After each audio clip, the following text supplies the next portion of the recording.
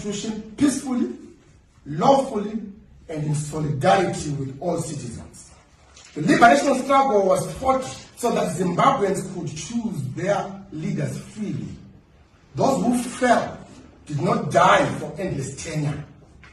They died for self-government, for dignity, for a constitution that speaks for the people. To honor their sacrifice, we must now protect the constitution. This is not rebellion, it is responsibility. Fellow citizens, the so-called 2030 agenda is not about development. It is about the extension of power in a nation already weary from repression and inequality. Politically, it means an extension of authoritarianism, an extension of fear, an extension of opportunity, and an extension of injustice. That is the future we must fight against. We must remember, strong nations are not built by those who agree on everything, but by those who choose to work together despite their disagreements. The measure of our patriotism is not uniformity, but unity of purpose. The shared resolve to defend that which binds us together, the Constitution. In humility and in solidarity with the leaders gathered here today, I join hands with fellow citizens to build a common non-partisan platform for the defense of our Constitution. This is a people's initiative that belongs to no party and serves no individual interest. Only the Republic. Thank you very much, Progressive Revolutionaries, who have joined this call to oppose the ED 2030 agenda. Fellow Zimbabweans, it is the youth of today. We carry the burdens, not just of yesterday, but the burdens of tomorrow and of posterity.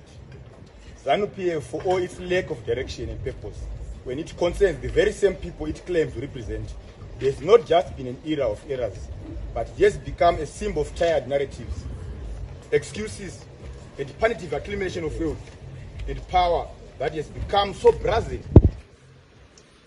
It is now serious, since our comrades, on the intelligence and integrity of the young people of this country. Of this country. It's not just the intelligence of this country, but also as the youth of this nation, we are deeply disturbed by these unconstitutional mechanisms and the brave disregard for the law and spirit of democracy in this nation.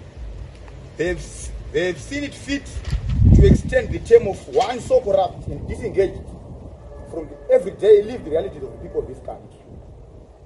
The excuse of this extension would be seen as ridiculous and out of context, if not for the chain of ridiculous and downright dangerous decisions that the part of ZANU-PF has made in its blood history of great disservice to this nation.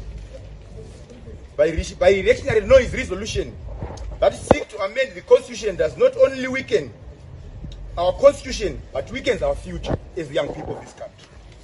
Through elevating mortal beings who can be easily replaced by anyone seated next to us here, they have sought to create an illusion that President Mnangagwa is some superhuman, some superman of a leader, when it is very obvious that this decision has less to do with the people of this country, but more to accumulate wealth and to promote the agenda of Zvigananda in this nation. Comrades and friends, the reality is that as young people, we will not continue and sit idly and go down in history as the most enlightened generation, but docile in our lifetime. Comrades and friends, we are already aware of the issues that are affecting not just the few millions of youth who are, not just few millions of youth, but the generality of Zimbabweans. The young people are unemployed. They are sinking in depression. They are in financial difficulties and very few opportunities.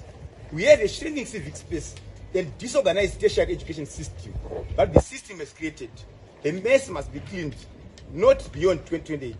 we are of the view that a student in this country, Emerson Dambuzo Mnangagwa, is kept enough unemployed graduates. You cannot continue beyond 2028 to keep degree vendors. They have reduced our degrees into a vending certificate, and we will not allow that to happen as young people in this country.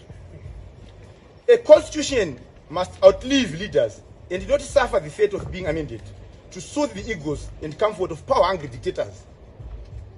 We stand ready to defend the constitution. How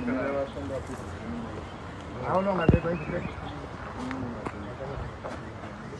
Have you taken over the control of the building?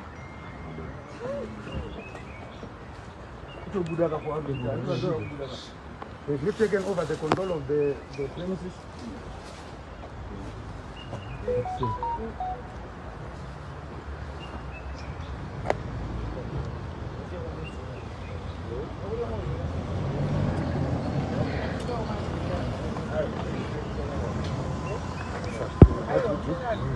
What do you do?